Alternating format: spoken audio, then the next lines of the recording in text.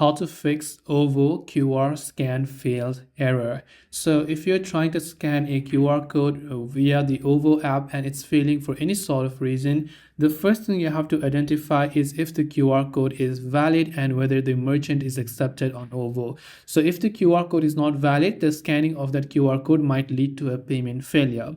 The second thing is if your OVO app does not have access to the camera. So in order to scan any QR code, you might need to give camera access.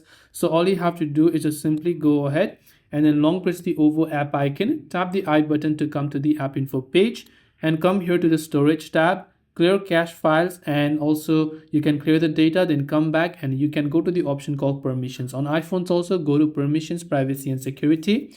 Then here look for camera and make sure to allow the permission. Now you should be able to scan the QR code without any issues. But you have to make sure there isn't anything wrong on the recipient side to whom or which account that QR code belongs to. So hope this video helped you out. Thanks for watching. Do subscribe for more tips and tutorials such as these.